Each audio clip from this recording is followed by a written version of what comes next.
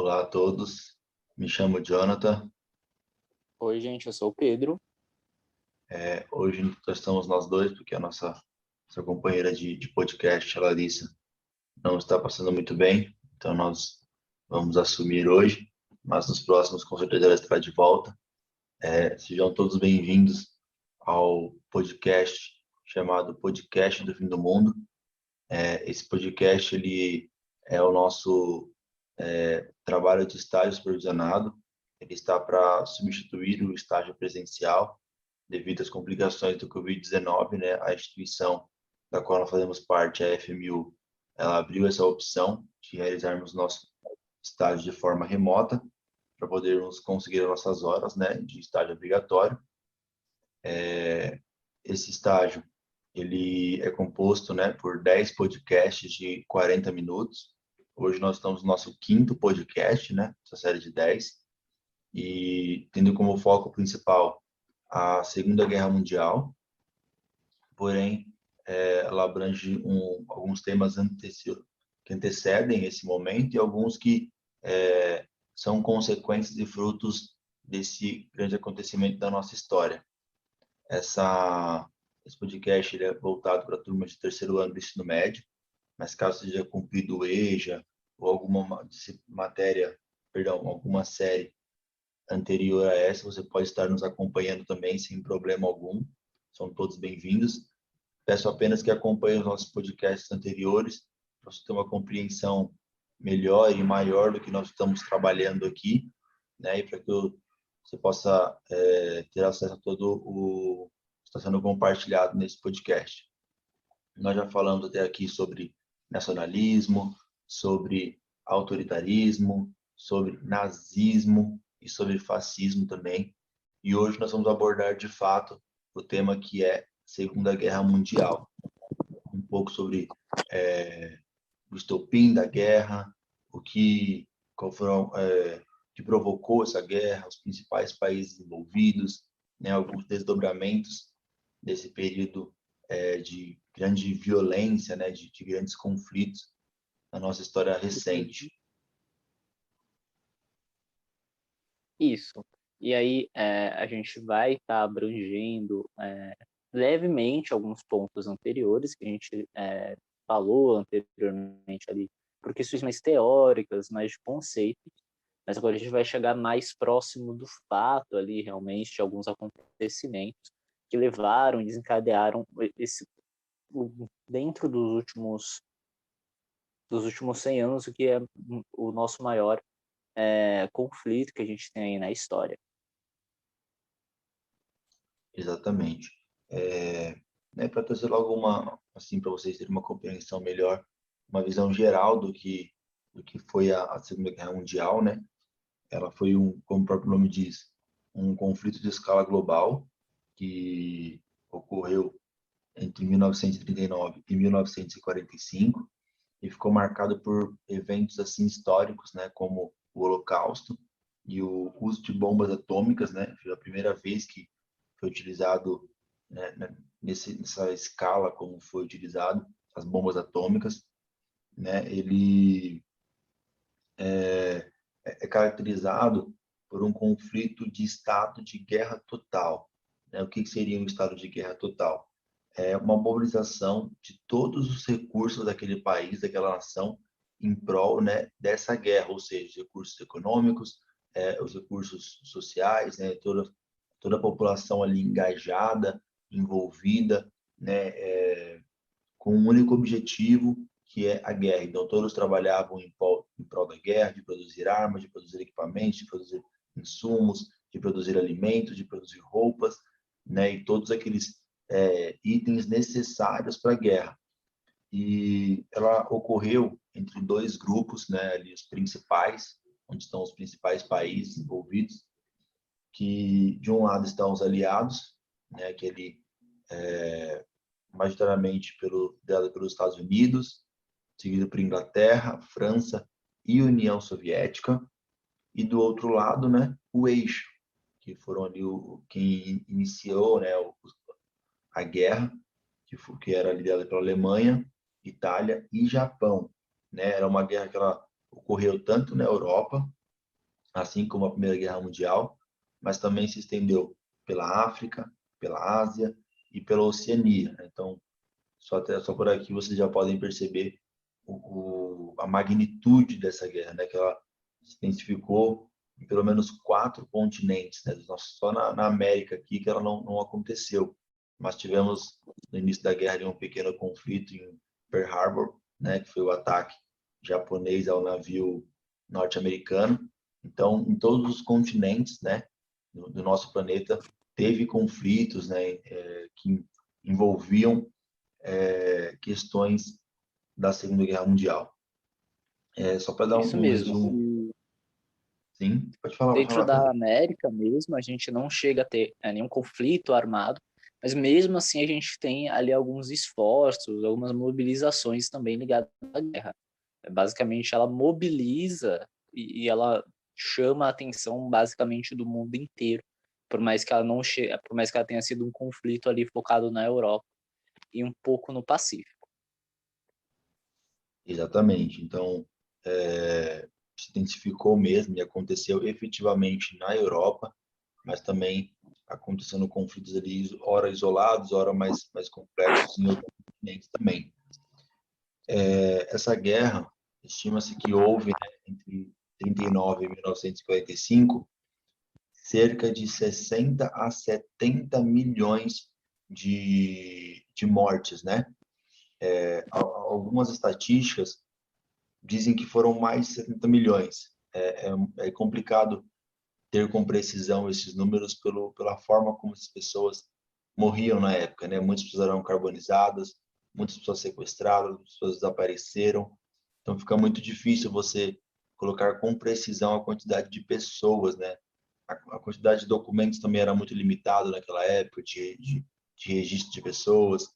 Tinha muitas regiões que a organização administrativa era muito precárias também, então limitava muito esse controle, né, dessa quantidade de óbitos, mas se estima pelo menos 70 a 70 milhões, que é o que se tem registrado, né? Então, é muito, em comparação à quantidade de habitantes que haviam no planeta na época, é muita gente. Hoje nós nos assustamos aí com os números alarmantes da Covid-19 no Brasil e no mundo, né? Você imagina 60 milhões, 70 milhões em um curtíssimo período de apenas 6 anos, né? Em um mundo onde a quantidade de habitantes era bem menor. O conflito ele teve como estopim, né? Além dos elementos que nós já trouxemos aqui nos podcasts anteriores, como a ascensão do nazismo, né? A sua ascensão militarista, em busca de territórios, de trazer de volta os territórios que já foram dominados por povos germânicos, perdão, também a unificação italiana, né, com Mussolini, entre outros ditadores como no Japão também, que buscavam um expansionismo militar ali, vendo os territórios da Mongólia, da China, que já haviam entrado em conflito com os soviéticos também por parte desses territórios. Então, o mundo já vivia ali um contexto de conflitos regionais por expansão territorial, mas que em 1939, né, mais precisamente em 1º de setembro de 1939, com a invasão da Polônia pelos alemães, que é o que se dá, né, o estopim pela guerra. Vale ressaltar que a Alemanha já vinha ocupando alguns territórios vizinhos, né, como a Áustria, como a Tchecoslováquia, e os franceses e os ingleses estavam ali diariamente em acordos com Hitler para tentar liberar alguns territórios para ele ali do leste europeu, para que ele tivesse sob os domínios, para evitar conflitos maiores, para evitar uma nova guerra, que eles temiam uma nova guerra, né? E eles viam que Hitler era capaz disso. Então eles iam ali liberando territórios para ele, que Hitler tinha, né, seu ideal de raça pura com os arianos, como nós comentamos no podcast anterior, e que esses povos arianos eles dominaram durante muito tempo os povos eslavos, né, que conviviam ali no leste europeu. Então ele queria, porque queria chegar, né, ao leste europeu e dominando todos os países até ali. E o grande país que ele tinha como alvo era a país não nação, né, que é a União Soviética. Hoje o maior território é da Rússia, né? Isso. A gente não chegou a discutir necessariamente essa questão por enquanto, mas eu acho que a gente nem vai acabar discutindo muito sobre isso, porque é o conflito ali anterior. Mas durante a Primeira Guerra, a gente tem uma conjunta ali dos países envolvidos que a gente vê claramente que a Europa vai aos poucos se tornando um barril de pólvora, porque existem muitos impérios, muitos países com tendências de dominação imperialista, militarista, como é a Alemanha. Ela surge pouco tempo antes da Primeira Guerra, sem esse frisson de ter do domínio da região. A gente chegou a comentar nos episódios anteriores sobre alguns desses efeitos. E a principal questão desses efeitos, que a gente trouxe anteriormente do sentimento de humilhação política, eles são ligados àquilo que é chamado de Tratado de Versalhes. Tratado de Versalhes, ele foi o tratado que foi realizado após o final da Primeira Guerra Mundial, e ele impôs diversas sanções e liberações de territórios que eles anteriormente pertenciam ao território alemão. Essas sanções e questões que diminuíram o poder e colocaram também multas sobre a Primeira Guerra Mundial para o governo alemão, ele jogou o país dentro de uma grande, como a gente tinha comentado anteriormente, uma grande crise política e econômica, porque é mudado ali. Anteriormente se havia uma figura mais real, ligada ao imperador, e aí se muda para uma questão de um governo de uma forma mais próxima de democrática.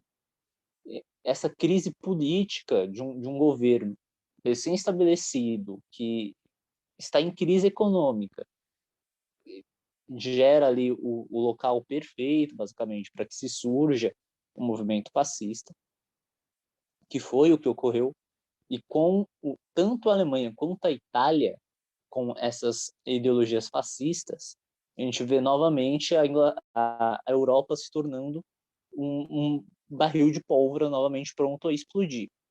Porque são dois países que eles são imperialistas, eles têm uma tendência de imperialismo muito forte. Existia na época ali a Liga das Nações, que é uma forma mais anterior do que viria a ser a ONU, que era formada pelos demais países, principalmente França, Inglaterra, e eles veem essas ações, essas tendências imperialistas desses dois países que saem da Liga das Nações e eles vão ali se mantendo distante de uma questão de uma possibilidade de invasão, de uma questão de uma possibilidade de colocar algum tipo de impedimento, de sanção econômica, que é basicamente o que a gente vê hoje que a ONU faz muito com países que têm regimes autoritários, ou então fazem algum tipo de invasão militar inadequada, coisas parecidas. Mas eles se seguram um pouco para não gerar algum tipo de questão maior, por causa que é um período pós-guerra, que grande parte dos países europeus ainda estão muito enfraquecidos, em grande parte, tirando realmente as questões desses dois regimes, que são regimes de alta produção principalmente militar, que existe realmente um esforço de guerra que é montado dentro da Itália e dentro da Alemanha. Os demais países ainda estão enfraquecidos, e o que vai tornar o estopim aí, que o Jonathan já comentou, a invasão da Polônia, que é realizado um tratado assim que existe a invasão do começo do território, que ele estipula a não continuação dessa invasão, a não tomada do território polonês, que ele é desrespeitado. A Polônia vai ser totalmente tomada e dividida ali com a União Soviética, e vai gerar aí o desencadear da guerra, da questão das sanções à Alemanha e ao território fascista italiano. Exatamente. É muito complexo, né, de deixar isso bem claro, de a gente definir ou de explicarmos todo o contexto da Segunda Guerra Mundial em apenas 40 minutos de podcast, né? A gente levaria muito mais tempo. Mas nós estamos tentando trazer para vocês, né, um pouco da ideia do que foi, para vocês terem uma dimensão melhor, né, do que aconteceu, de algumas estratégias de guerra dos países envolvidos, né, do que gerou, provocou esse grande conflito. Nós vamos debater um pouco mais, vamos, né, chegar na participação brasileira na Segunda Guerra Mundial que teve, vamos falar mais precisamente de como ocorreu o fim da guerra, né? Então no podcast a gente vai se prender um pouco mais nos elementos da guerra, né? Como eu comentei anteriormente, uma guerra ela não se faz do dia para a noite. Então, a Alemanha já vinha ao longo de toda a década de 30, expandindo as suas ideias, ganhando apoiadores, muitos apoiadores. Um desses apoiadores, por exemplo, foi um nazista norueguês. Me perdoem aí os noruegueses que estão nos ouvindo, mas é Vidkun Quisling, se eu não estou sabendo pronunciar corretamente, que ele organizou um plano de invasão ao seu próprio país, a própria Noruega, ou seja, trabalhando ali em colaboração com os nazistas. Mas também houve muita resistência, como os guerrilheiros na Bielorrússia, por exemplo, que hoje é Belarus, que organizavam forças nas florestas do seu país e atuavam ali por anos, sabotando os ataques nazistas, ou seja, podemos ver claramente que tiveram muitos apoiadores, mas também muita resistência. Seja, ora, resistência nacional, em defesa da sua soberania contra a invasão nazista alemã, seja uma resistência de algum país que faz parte dos aliados, né? Aí dos Estados Unidos, da União Soviética, da França e do Reino Unido. A guerra, a Segunda Guerra Mundial, nós podemos separar ela ali em 3 fases. A primeira fase seria a supremacia do eixo, né? A supremacia do grupo liderado pela Alemanha, que ocorreu ali entre 39 e 41. Nesse momento, a Alemanha ela já havia se organizando e planejando uma guerra e uma sequência de invasões, como já estavam ocorrendo ao longo de toda a década de 30. Eles se pautavam durante os 2 primeiros anos de guerra com a guerra relâmpago, que consistia basicamente em uma tática que a artilharia e a infantaria faziam ataques coordenados contra as linhas adversárias, com o objetivo de abrir elas.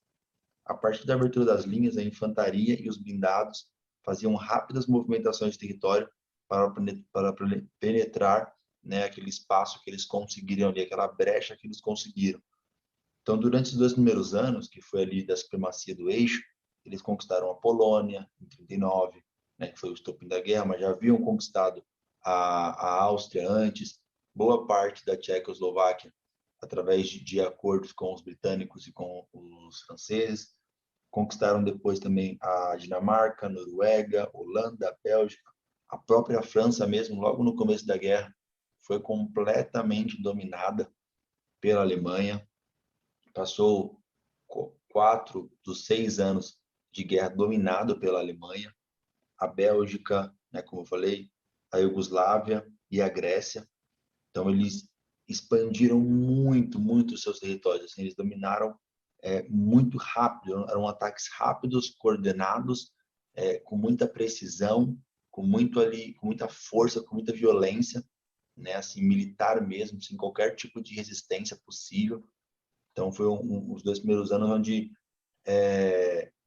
todos que olhavam ali a Alemanha falavam: opa, a gente já perdeu essa guerra, porque não tem como combater eles, né?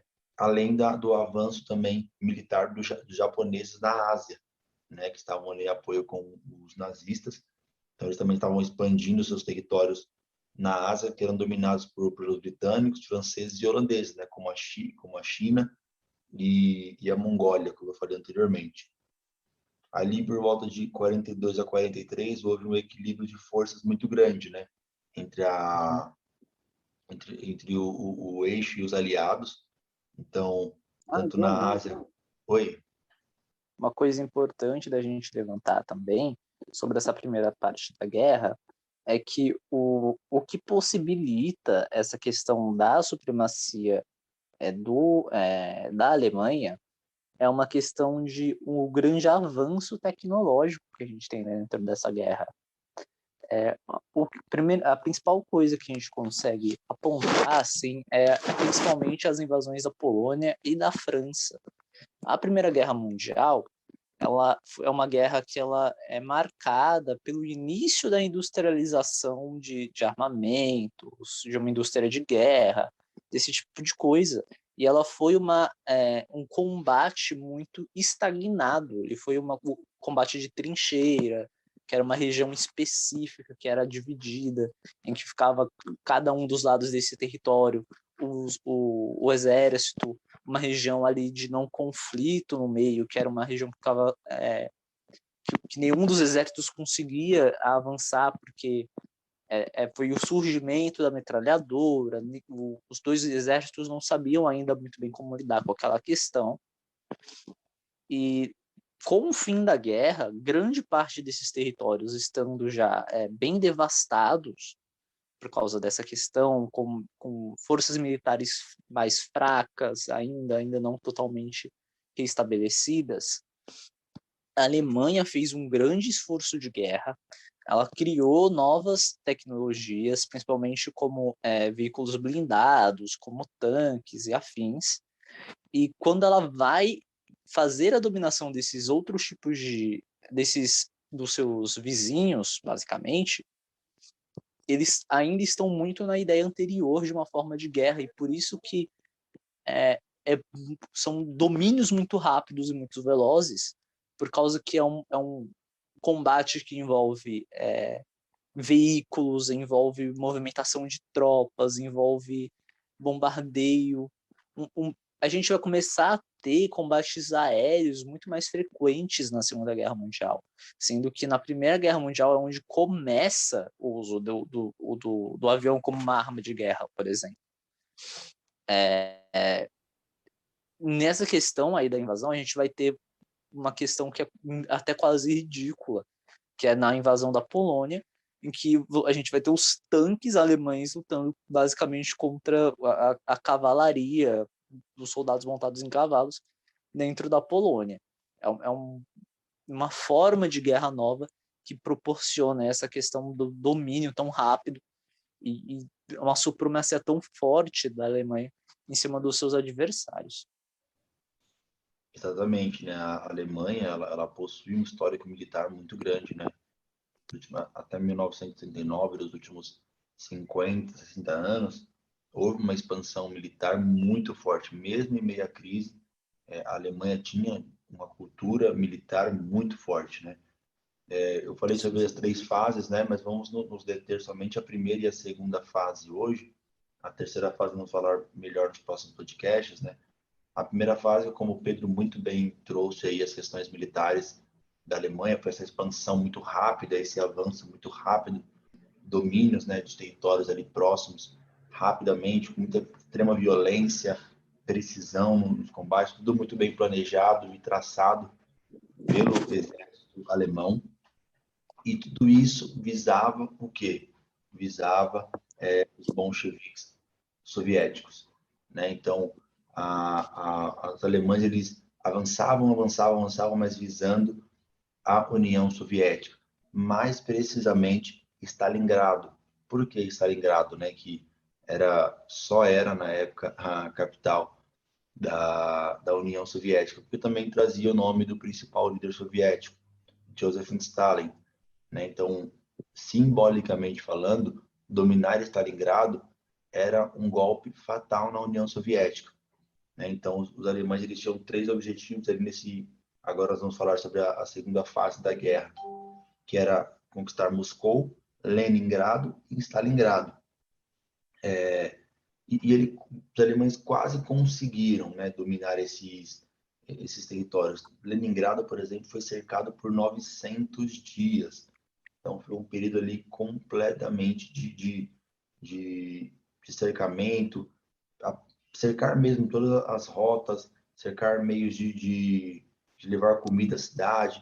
Então, a população chegou a fome extrema durante esse período, né? Então, foram ali dias extremamente desesperadores da população de Leningrado, porém, eles não conseguiram invadir a cidade, né? Não conseguiram tomar a cidade.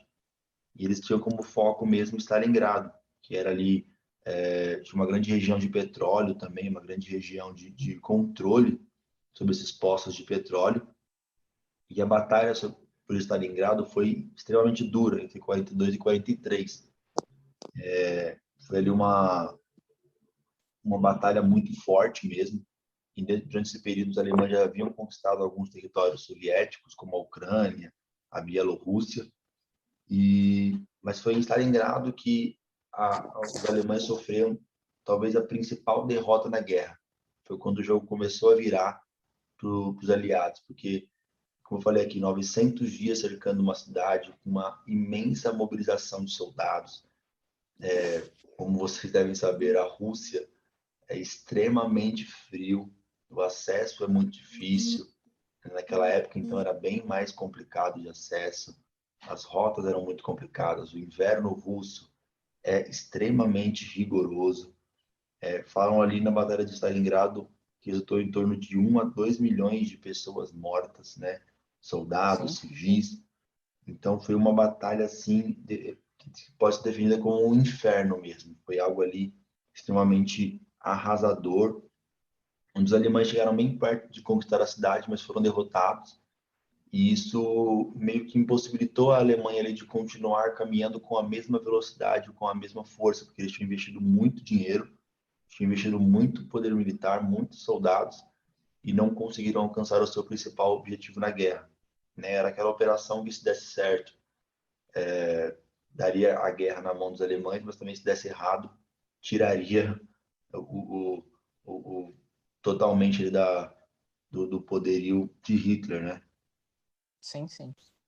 Muitas fontes, né, dizem que a Batalha de Stalingrado ela seria ali a batalha, se não uma das batalhas mais sangrentas, né, de toda a guerra, por causa justamente do período constante de batalha.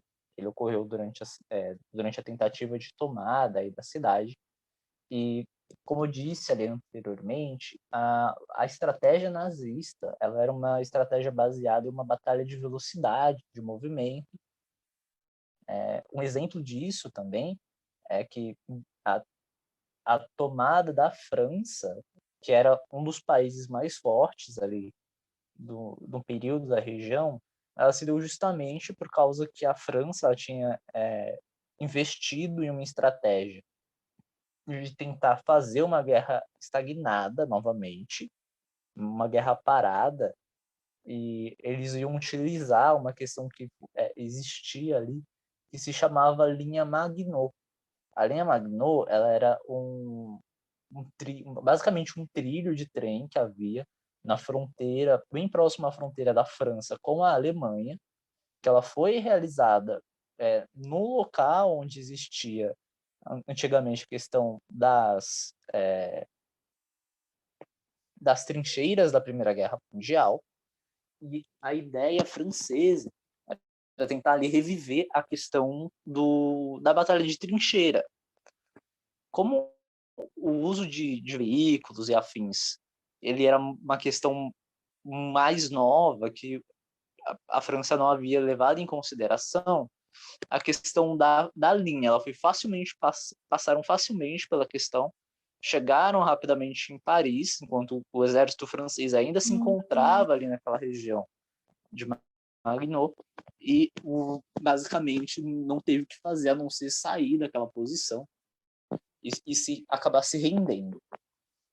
No caso de Stalingrado, como era uma região mais distante, um pouco mais érme ali, não tão próxima, então dificultava o envio de tropas, dificultava o envio de veículo, e também é uma questão de tomar uma cidade, um local urbano.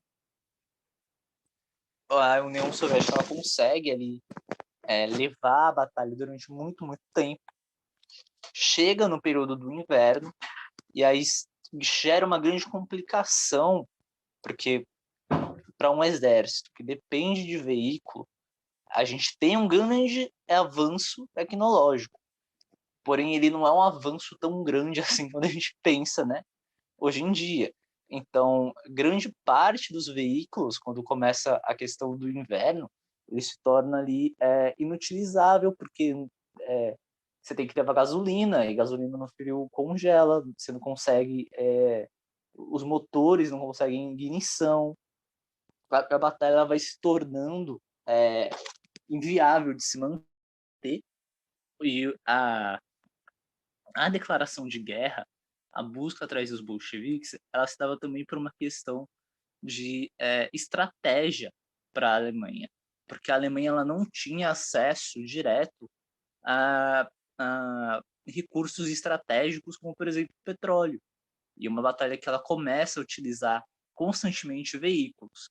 Então, era necessário para que a Alemanha continuasse ali o esforço dela de guerra, ter algum tipo de, no caso, seria ali algum tipo de acesso ao Golfo, para poder conseguir aí alguma fonte de petróleo para manter a questão do combate, manter os seus veículos, manter o esforço de guerra indo, que não é bem sucedido, e começa a questão da decadência do exército a partir dessa derrota que ocorre ali em Stalingrado. Exatamente, né? Vale destacar ainda sobre essa importante batalha que foi talvez a principal batalha da Segunda Guerra Mundial, Stalingrado, que Hitler ele ordena que as suas tropas elas não recuem. Como assim? Eles estão sendo expulsos da cidade, estão sendo fortemente bombardeados por todos os elementos que o Pedro trouxe, e a ordem era: se mantenham, vamos conquistar, continuem à frente. Só que era impossível conquistar e continuar à frente, porque já tinham sido derrotados. Ou seja, esse ato, talvez foi a, a primeira ação errada de Hitler dentro dos seus ideais, da sua ideia de guerra, ou seja, se ele recua, ele ainda teria alguns soldados, alguma munição, algum exército para tentar uma nova retomada. Como o Pedro falou, os ataques alemães eram rápidos, precisos, ordenados e conquistavam. Uma guerra com muito tempo, uma guerra com um período muito longo, uma guerra que demanda muito investimento financeiro, muito investimento militar, de soldados, não faziam parte dos planos do exército nazista na época. Então, essa ação de Hitler de manter os seus soldados no inverno intenso, sem munição, sem alimento adequado, sem equipamento, como o Pedro falou, os equipamentos que eles utilizavam ali dependiam de petróleo, dependiam de combustível, acabaram se perdendo com o tempo, foi como um tiro no A pé. gente tem que pensar também aí a questão da distância, né? Então eles Exatamente. tinham que pagar, ou alguma forma, eles tinham que fazer, ter algum tipo de rota que conseguisse levar todas essas questões de roupa para o frio, porque talvez o cara tenha chegado lá antes do período de inverno, munição, comida, água para estar mantendo essas tropas. E justamente dentro do inverno, como eu disse, a gente tem um avanço tecnológico muito grande, mas não um avanço tão grande assim. E é um grande problema a proteção dos veículos, que eles simplesmente começam a quebrar no meio do caminho, eles começam a não ter combustível suficiente, os motores congelam com o frio, e isso torna algo impraticável de ser mantido. Exatamente, né? Então, ali com o fim da batalha em 1943, onde a Alemanha é derrotada nesse conflito com a União Soviética, em Stalingrado, né? Como já falamos aqui, foi uma perca muito grande e muito dura para os nazistas. Também foi o ano em que os britânicos, os americanos, eles ampliaram muito os seus esforços, eles ampliaram muito o seu poderio militar, né? Aqui na América, a ideia, né? As propagandas de luta pela liberdade, luta por libertar os povos, né? Na Europa contra os nazistas, contra os fascistas, era muito grande. Então isso mobilizou muita gente, principalmente nos Estados Unidos, que tem também um ideal nacionalista muito forte. Isso mobilizou muitas pessoas a se voluntariarem como soldados, grandes empresas a produzir equipamento, e toda essa produção, todo esse investimento, esse poderio que foi desenvolvido militarmente pelos Estados Unidos nesses primeiros anos de guerra, teve resultado em 1943. E aí, com a Alemanha já muito abalada com essa derrota, o fortalecimento dos americanos, dos britânicos, ali aliado junto à União Soviética, que saiu muito bem nesse combate. A Itália já estava ficando pelo caminho já, né? Já tinha assinado ali um acordo de paz, né? Tanto que pouco tempo depois o Mussolini é deposto e o Hitler ele fica basicamente sozinho, né? Também no Japão, a resistência no Japão, não, perdão, na Ásia, a resistência contra os japoneses começam a crescer muito também, né? E é que nós vamos caminhando aí pela terceira parte da terceira fase da guerra, que é ali o fim da guerra, né? Nós vamos falar mais para frente sobre isso, mas são esses elementos que englobam ali basicamente a Segunda Guerra Mundial, né? Esse crescimento durante toda a década de 30 dos alemães, esse poderio militar muito forte, esses pequenos acordos que eles foram fazendo com os franceses e os britânicos para conquistar alguns territórios ali, como a Tchecoslováquia, como a Áustria, mas já visando um expansionismo militar muito grande. E aí os países, os britânicos e os franceses, com medo de uma segunda guerra, iam cedendo territórios para eles. Acabou que, após forjarem ali o que teria sido um atentado polonês a uma base militar alemã, eles acabaram invadindo a Polônia e isso deu como estopim da Segunda Guerra Mundial, que já vinha sendo nos últimos anos premeditada. E aí os primeiros anos da guerra foram de extrema violência e força dos alemães, conquistando muitos territórios. Mas aí, como nós falamos bem aqui, a Batalha de Stalingrado foi ali o principal ponto de virada de jogo para os aliados na Segunda Guerra Mundial, né? E com o fortalecimento também dos britânicos, dos americanos, a guerra ela vira de chave, né? Ela passa para outras mãos. E aí nos próximos podcasts vamos trabalhar um pouco melhor até a questão da Segunda Guerra aqui no Brasil. Se quer completar mais alguma coisa, Pedro, fica à vontade. Sim, eu ia adicionar só que não é só a Batalha de Stalingrado, né? Há muitos outros fontes aí indicam que seria também a questão da invasão da Normandia, né? O famoso dia D, que seria a entrada dos Estados Unidos na guerra, que é um dos pontos aí que a gente pode levantar, muito provavelmente vai ser um dos primeiros pontos do próximo episódio. E a gente tem, no caso da Inglaterra, porque a Inglaterra ela é um país próximo, mas ela não chega a ser invadida, porque a Inglaterra é uma ilha, né? E ela não tem essa ligação. Ela tem um canal da Mancha ali como uma questão de forma de defesa contra o resto do território europeu. Então, quando chega ali a tomada total ali da França, a gente tem também uma das outras batalhas famosas, que ficou ainda mais famosa devido à questão do filme, aí, que é a Batalha de Dunkerque, que é do filme Dunkirk, que entre aspas, a primeira batalha ali britânica, que é uma fuga dos soldados franceses e parte do exército francês para dentro da Inglaterra. E aí, depois disso, a gente tem um período longo de bombardeios dentro da Inglaterra, até que volta a questão de uma investida no início da retomada ali da Europa com a questão do desembarque na Normandia.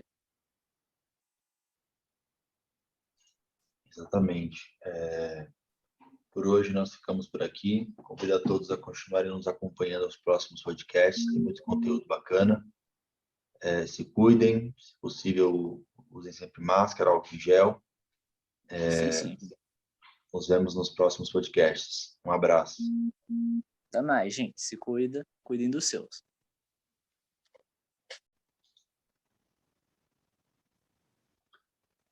Olá a todos. Me chamo Jonathan. Oi, gente.